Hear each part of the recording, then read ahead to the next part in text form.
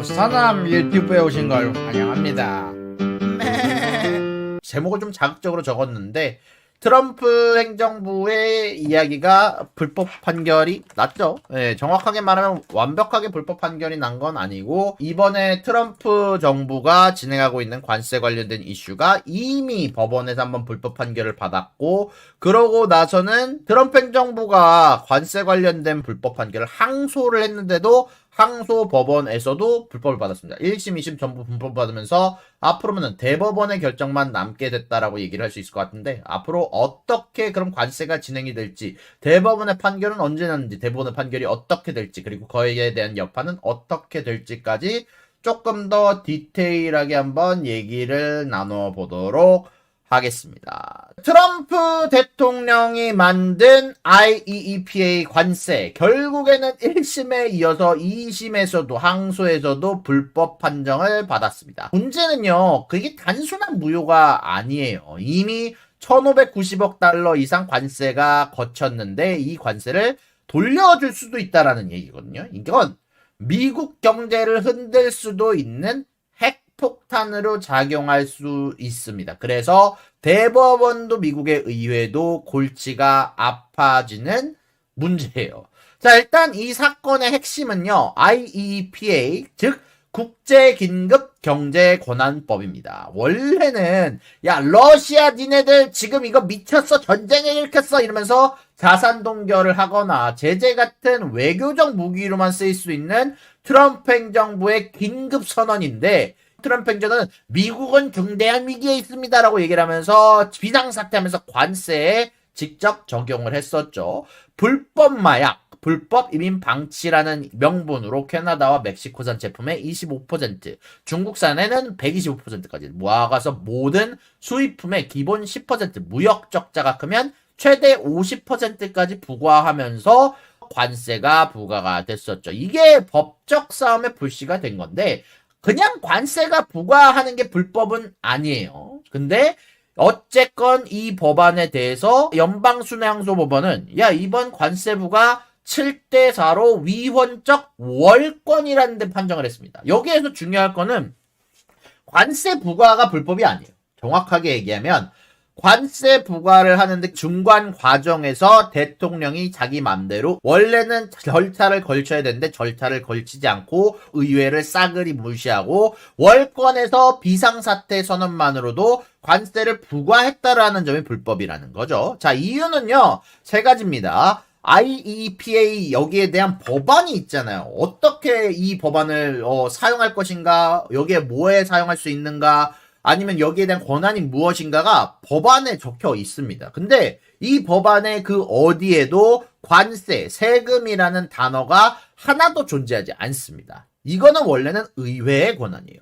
자, 두 번째, 규제할 권한, 세금 매길 권한은 결국 오로지 헌법상 의회의 권한이라고 적혀있어요. 그러니까 사실 트럼프는 이 헌법을 어긴 겁니다. 의회의 권한을 싸그리 무시한 게 맞아요. 세 번째, 중대 질문 원칙. 만약에 수조 달러의 세수 세계 무역 전체에 파급될 관세라면 트럼프 대통령이 무조건 자신만의 비상사태 선언만이 아닌 의회에 명확히 위임했어야 된다는 겁니다. 자, 재미난 건 항소법원에서 합법적이라고 판단한 사람들도 있거든요. 얘네들이 얘기한 말은 뭐냐면 예전에 요시다라는 판례가 있습니다. 1970년대에 생긴 판례가 있는데 의회가 트럼프 정부가 이렇게 관세를 부과할 거를 이미 명시적으로 선언했었고 자기 소셜미디어에서도 얘기를 했었고 그 언제나 계속해서 얘기를 했었는데 의회가 이거를 알고 있음에도 불구하고 막지 않았다.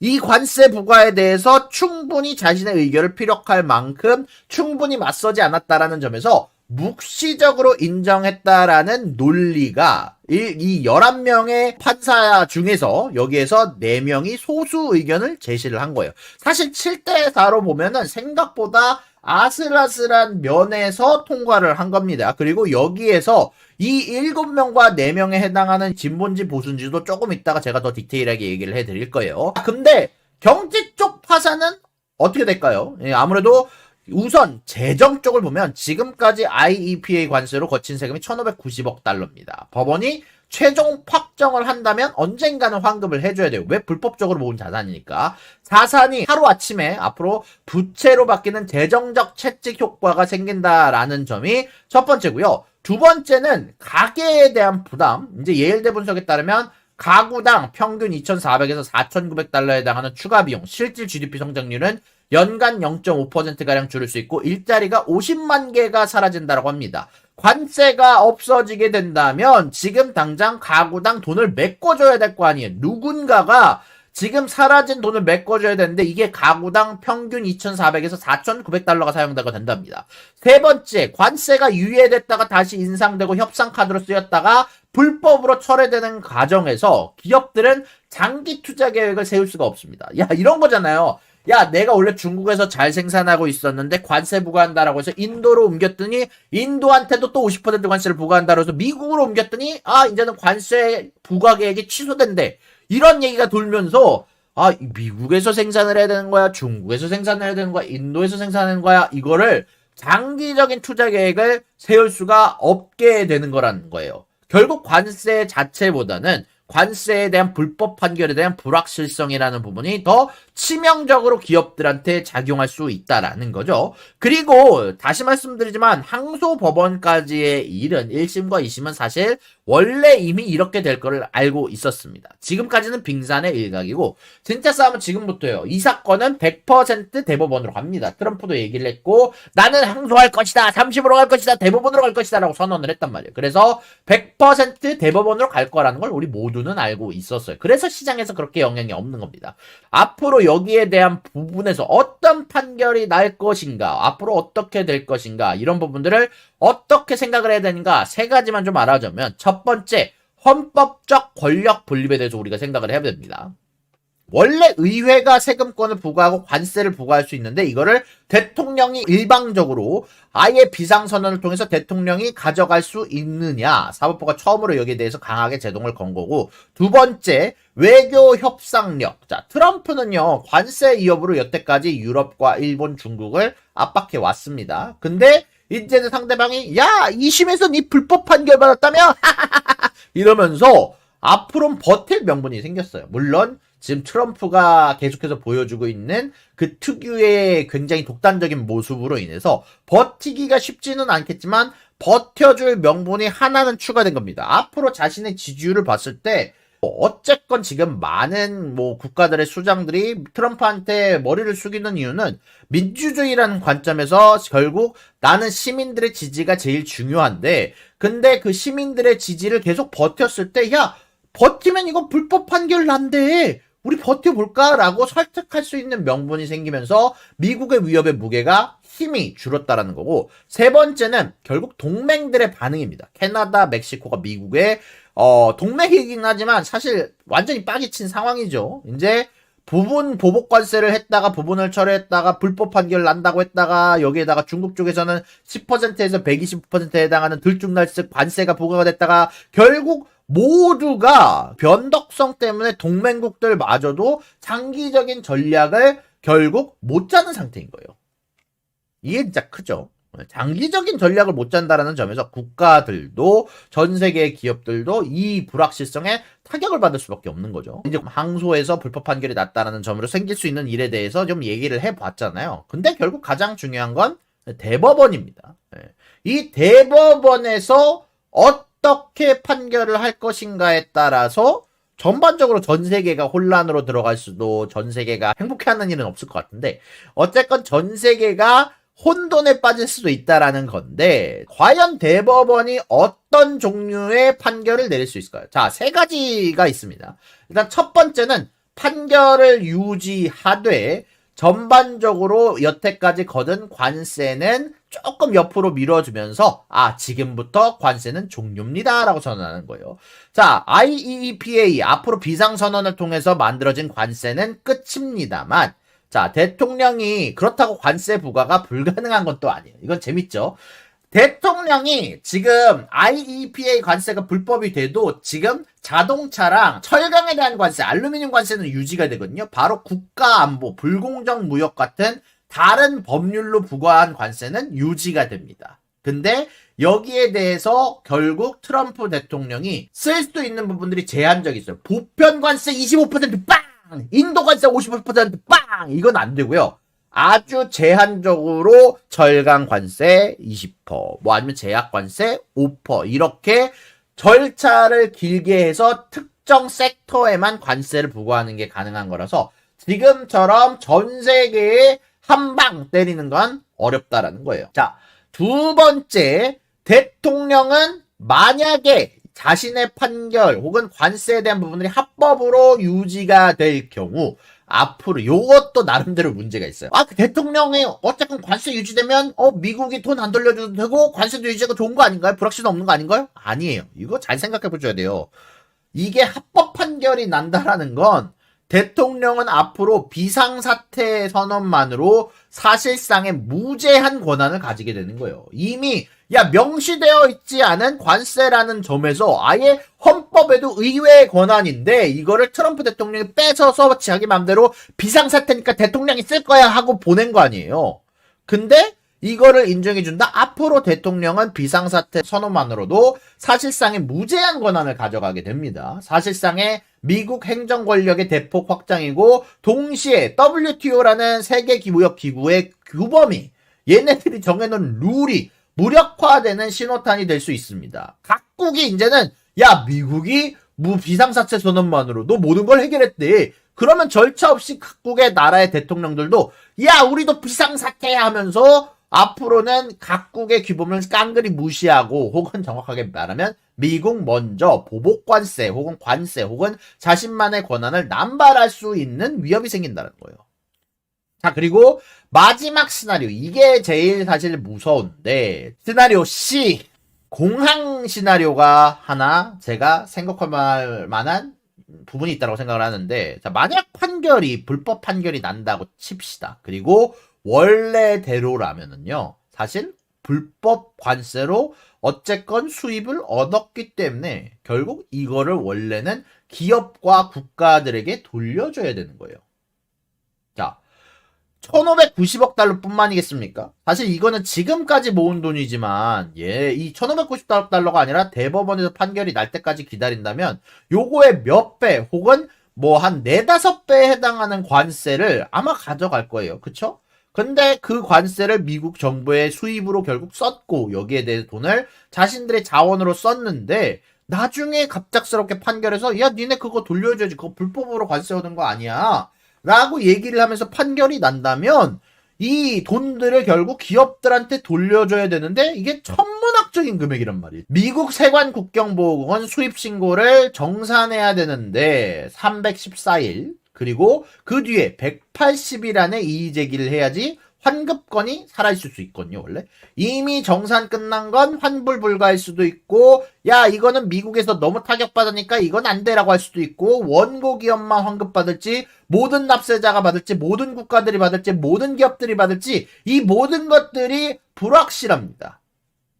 법원이 전부 돌려줘라라고 못 박으면 대부분은 이거 돈 어디 누구한테 돌려줘야 되지? 이것도 모르고 어디까지 적용이 되는 건지 이것도 모르고 순식간에 몇 천억 달러짜리 이거 금액으로 따면 몇백조에 해당하는 구멍이 나는 거예요. 진짜로.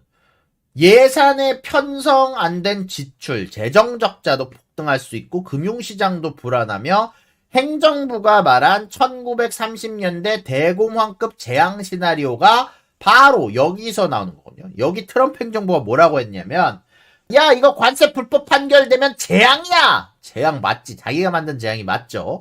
여기에 대해서 행정부가 추가적으로 트럼프가 말한 부분을 되돌려준 부분이 1930년대 대공황이 온다라는 건데 맞지. 원래 가져가면 안 될 돈을 가져갔고 그 돈이 비게 되면 당연히 그 돈을 어디선가 메꾸는 과정에서 결국 기업들이 망하고 국가가 망하고 결국 돈들이 흔들리고 미국에 대한 신뢰도가 흔들릴 수 있는 상황이라는 거예요. 즉 이게 불법 판결이 유지가 되면 행정부가 힘이 줄어들고 트럼프 정권이 힘이 줄어들고 미국의 힘이 줄어들고 경제 불황이 생길 수 있고 반대로 이 불법 판결이 뒤집혀서 합법이 된다면 국제 규범이 흔들리고 여기에 대해서 결국 모든 국가들에 대해서 야 우리도 그러면 비상선언 할게 이런 상황이 될 수 있는 거고 대통령이 무제한 권한을 가져간다라는 거예요. 그래서 양쪽 다 여기에다 마지막에 환급까지 이 모든 문제들 세 개의 시나리오가 각각의 문제를 가지고 있다는 겁니다. 자 그렇다면 대법원에서 어떤 판결이 날까요가 여러분들이 가장 궁금할 것 같아요. 그래서 한번 이번 항소법원의 이야기를 한번 다루면서 얘기를 해볼까 해요. 자 이번에 트럼프 행정부가 그 이야기를 했죠. 이번에 항소법원에서 진행한 판결은 이거는 불법적이다. 당파적으로 논리를 나눴다. 틀린 말은 아니긴 해요. 일단 요걸 아셔야 되는데 항소법원의 대결 구도 혹은 판사들의 구도는 민주당이 압도적입니다. 대법원과는 정반대거든요. 저밤은 대법원에서는 6대3 정도로 보수가 훨씬 더 유리하잖아요. 근데 항소법원은 민주당 쪽이 약 67%, 공화당 임명 판사가 33%로 진보 성향으로 분류되는 판사가 다수를 점하고 있습니다. 그렇다면은 이 67%의 민주당 판사가 모두 불법이라고 판결했냐? 또 그런 건 아니에요. 이번에 재미난 건 7대4로 이번에 판결이 났다고 했잖아요. 재미난 건 민주당 임명 판사가 4명이 지금 합법이라고 했는데 공화당 임명 판사가 2명, 민주당 임명 판사가 2명이 합법이라고 판단했고 반대로 공화당 쪽에서도 공화당 임명 판사 1명과 민주당 임명 판사 6명이 합쳐져서 관세가 불법이라고 했던 거예요. 의외로 트럼프 행정부가 얘기했던 당파적으로만 나뉜 결론은 아니기는 했어요. 민주당 임명 판사도 보수의 손을 들어줬고 공화당 임명 판사도 반대로 진보의 편을 들어줬거든요. 사실 그만큼 이번 판결에 대해서는 어쨌건 당파적인 혹은 자신의 성향에 따라서 결론이 난 거다가 아니다라고 할 수는 없지만 어쨌건 이번에 항소법원의 판결은 나름의 소신을 갖고 민주당, 공화당이든 자신의 여기에 대한 해석이 갈렸다는 거예요. 그래서 성향이 영향을 줬을지언정 모든 것은 지배하지는 않았다 정도로 얘기를 할 수 있을 것 같고 자 그래서 이번에 대법원에서는 반대로 6대3 정도로 공화당이 유리를 하거든요. 그래서 여기에 관련해서 각 애널리스트들과 그리고 각 뉴스들, 각 예측 기관들의 예상치를 제가 갖고 와봤습니다. 일단 보수 성향의 기관들과 전문가들은 대부분 트럼프가 우세하다라고 생각을 해요. 결국 트럼프가 임명한 대법원 관련들이 있고 대법원 판례가 최근 들어서 대놓고 트럼프 편을 들어주고 있거든요. 외교, 안보 혹은 요즘 나왔던 뭐 군사들 관련된 움직임들 모든 부분들이 대법원에서 이번에 보수 성향이 우세하고 있습니다. 사실 트럼프 편을 들어주고 있죠. 그래서 요런 점 관련해서 트럼프 임기 중 임명된 대법관과 보수적 성향을 합쳐졌을 때 보수적 관점을 반영해서 승소할 가능성이 높다라는 게 보수 성향의 전문가들이 예상하고 있고요. 반대로 진보 성향 쪽에서는 트럼프 패소를 얘기를 하는 쪽이 더 많긴 한데 자 재미난 거는요. 어쨌건 명분만 보면은 사실 불법이 맞기는 해요. 뭐 사실 당연히 관세 부과를 할 때 의회에 권한을 어쨌건 침해를 했기 때문에 진보 성향의 매체에서는 트럼프의 패소를 예상하는 쪽이 결국 이 명분을 해석할 때 이번에 항소법원과 그리고 1심에서 나온 것처럼 의회 권한 침해로 판정할 경우가 맞다.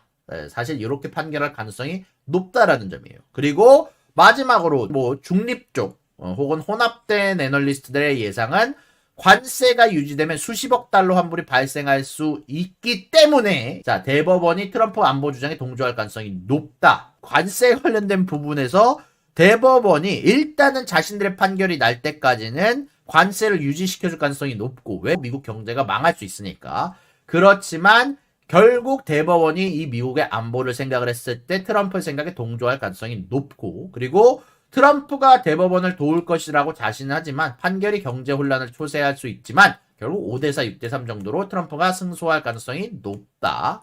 그리고 AI 기반 예측으로도 트럼프의 승소할 가능성이 중립 쪽에서 조금 더 크게 강조가 됐다라는 점 여러분들이 좀 더 디테일하게 보시면 좋을 것 같고요. 자 그렇다면 이제 마지막으로 이렇게 진보 성향의 매체, 중립 성향의 매체, 보수 성향의 매체의 얘기를 들어봤죠. 진보를 제외하고는 사실상 보수와 중립의 성향은 전부 다 트럼프의 승소를 예상을 하고 있습니다. 저도 최근 나왔던 트럼프 관련된 재판을 봤을 때, 대법원의 판단을 봤을 때 트럼프 쪽에 손을 들어줄 가능성이 높다라고 생각을 해요. 왜냐하면 미국 경제 정책을 망치고 싶지 않다면, 정확하게 얘기하자면 미국의 경제가 빵꾸 나는 게 싫다면 결국 환급은 해줄 수가 없거든요. 불법 관세라고 하지만 이거를 환급해준다라는 거는 아마 미국 쪽에서 진짜 골치가 아플 문제일 거예요.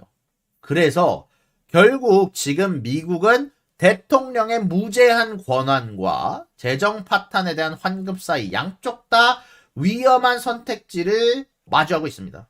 대법원은 과연 어떤 길을 선택을 할까요? 자, 200억 원이 아니에요. 200조 원이 아닙니다.